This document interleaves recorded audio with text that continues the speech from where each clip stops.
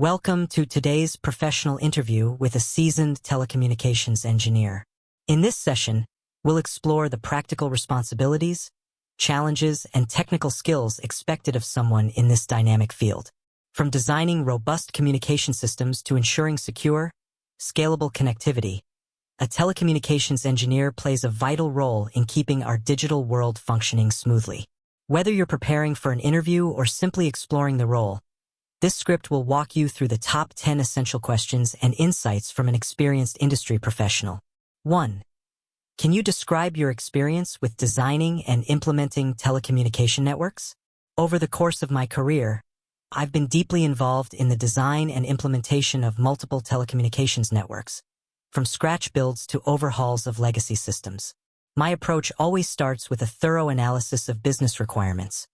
Whether it's for a corporate campus, remote offices, or a service provider's infrastructure, I design the physical and logical layout using tools like AutoCAD and Visio, selecting hardware that fits performance and budget criteria. During implementation, I supervise cabling, rack installations, switch configurations, and firewall setup, making sure all network segments are interconnected and secure. In a recent deployment, I designed a redundant fiber ring across 4 locations with automatic failover using OSPF routing. I also integrated VoIP, Wi-Fi, and video conferencing systems for end users, ensuring quality of service policies were in place. Documentation and testing are key in this process. After each stage, I validate link quality, throughput, and security compliance. Designing a telecom network isn't just about cables and routers. It's about anticipating user needs, ensuring reliability, and planning for future growth. My goal is always to build networks that are scalable, maintainable, and resilient. 2. What role do protocols like TCP, IP, SIP, and MPLS play in telecommunications engineering? Protocols are the backbone of all telecommunications systems. TCP/IP serves as the fundamental communication protocol suite that governs how devices exchange data across networks.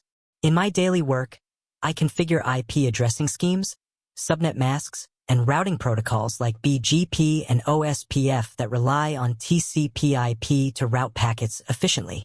SIP, or Session Initiation Protocol, is crucial for managing multimedia sessions, especially voice and video calls. I've used SIP extensively while deploying VoIP solutions, configuring SIP trunks, and ensuring call quality by prioritizing our TP traffic over lower priority data. MPLS, multi-protocol label switching, is another protocol I've worked with, particularly in environments requiring fast, reliable WAN connectivity. MPLS improves performance by using labels to forward packets instead of traditional routing tables. I've helped configure MPLS networks to support VPNs with guaranteed bandwidth for mission-critical applications. These protocols aren't isolated, they work in tandem. For example, an MPLS backbone might transport SIP-based VoIP traffic using TCP/IP underneath. Understanding how these protocols interact and how to troubleshoot issues at each layer has been vital in my role. It enables me to design more efficient, reliable, and scalable network architectures. 3. How do you ensure network security in telecommunications infrastructure? Network security is a top priority in telecommunications, especially with increasing threats targeting infrastructure. My approach begins at the perimeter by deploying next-generation firewalls and intrusion prevention systems.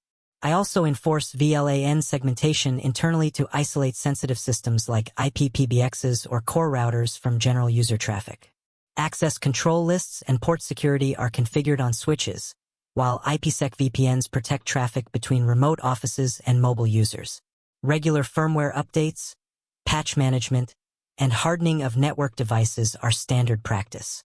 I conduct periodic vulnerability scans using tools like Nessus and address any exposures promptly. Authentication mechanisms such as Radius and two-factor authentication help restrict unauthorized access to administrative systems. In one case, I developed a zero-trust architecture across a financial organization's voice and data network, ensuring that no device could communicate outside of its designated permissions. Security also means education. I run awareness sessions for staff to prevent social engineering and phishing. Finally, incident response plans are documented and tested regularly. Securing a telecom network is about creating multiple layers of defense, ensuring compliance, and being prepared for rapid response. 4. Describe a time you solved a major network outage. One of the most challenging incidents I handled involved a sudden outage that brought down all voice and data services for a regional office. The users reported loss of internet, phones, and access to internal systems. I remotely accessed the monitoring dashboard and found that the core switch had stopped responding. Upon arriving on site, I discovered a failed firmware upgrade had bricked the device. Using my pre-documented recovery plan, I rerouted critical services through a secondary switch and restored partial connectivity within 30 minutes.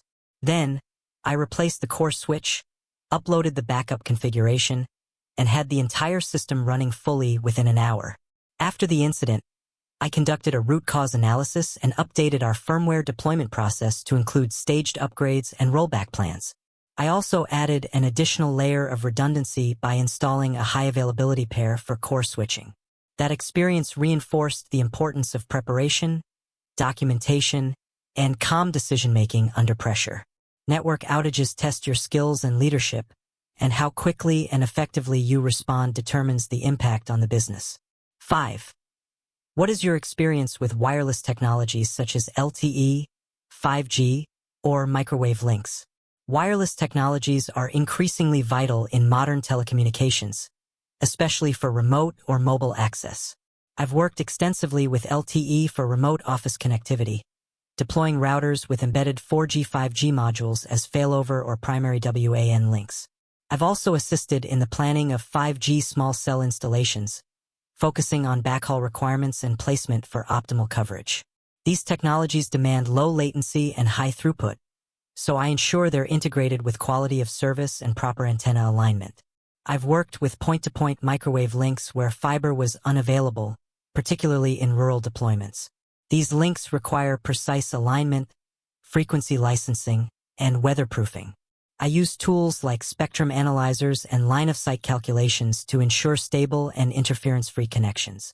One project involved a 40-kilometer microwave link to connect two warehouses.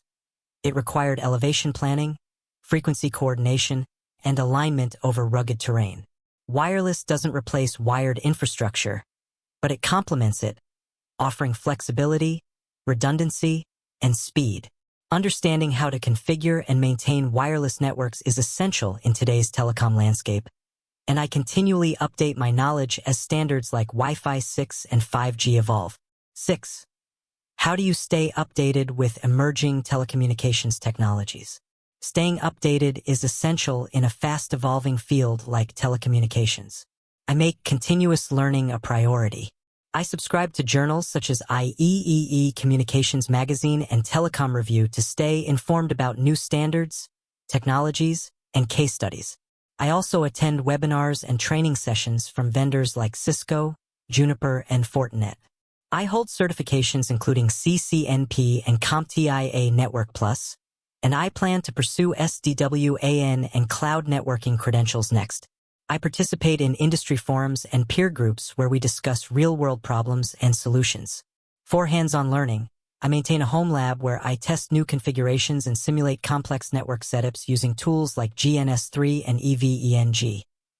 Recently, I've been experimenting with network automation using Python and Ansible to streamline configuration management. I also encourage knowledge sharing within my team. Every month, we hold a session to present new technologies or lessons from recent projects. Staying informed isn't optional in telecom. It's what allows us to innovate and adapt to constant change. 7. Explain your experience with network monitoring and performance optimization tools. Monitoring is vital for maintaining network health and ensuring optimal performance. I regularly use SolarWinds for real-time monitoring of routers, switches, and links. It provides visual dashboards and alerts for CPU usage, bandwidth saturation, and device status. For packet-level diagnostics, I rely on Wireshark. It helps pinpoint latency issues and misconfigured protocols. I've implemented NetFlow analysis to understand traffic patterns, and I generate monthly performance reports for capacity planning. In one instance, users were reporting intermittent slowness. By analyzing SNMP traps and NetFlow data, I traced it to a misconfigured switch port causing packet drops. After adjusting QoS policies and replacing faulty hardware, performance stabilized. I've also used tools like PRTG and Nagios for custom monitoring setups. Beyond detection, optimization involves proactive tuning, configuring routing protocols for better convergence, adjusting MTU settings, and reallocating bandwidth. Monitoring isn't just reactive. It's a way to improve reliability and plan for future upgrades. 8. What strategies do you use to plan for network scalability and future growth? Planning for scalability is a major part of my design strategy. I start by assessing current traffic patterns and forecasting growth based on business plans, such as employee increases or new service rollouts. I design modular networks using stackable switches, scalable routers, and redundant uplinks. This allows us to add capacity without re-engineering the core. I allocate extra fiber strands during backbone installations and maintain a clear documentation of all cabling and IP assignments. I've also implemented SDWAN in environments where flexibility was key, enabling us to add new branches without complex reconfiguration. By using centralized management tools, I can monitor utilization and plan upgrades in advance. Power, cooling, and rack space are also factored in early. Good scalability means we don't scramble to respond to demand. We build with growth in mind from day one. 9. How do you approach vendor management and equipment procurement in telecom projects?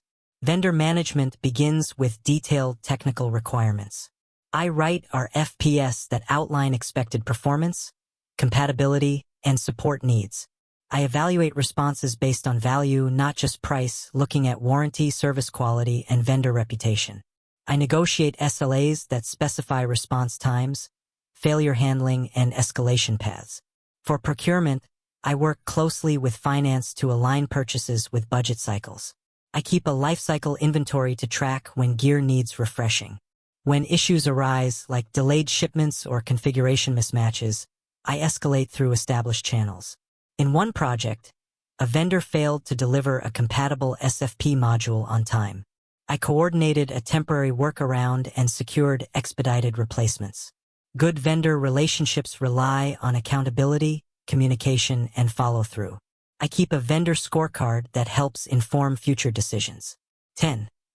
What do you believe are the biggest challenges facing the telecommunications industry today? The biggest challenge is the explosive demand for bandwidth, driven by cloud services, IoT, and video conferencing.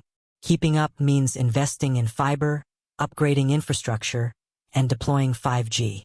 But alongside growth comes complexity. Networks must be agile, secure, and efficient. Cybersecurity threats are evolving, especially with distributed workforces and edge computing. Additionally, global supply chain disruptions can delay critical hardware and increase costs. There's also regulatory pressure to ensure privacy and data sovereignty.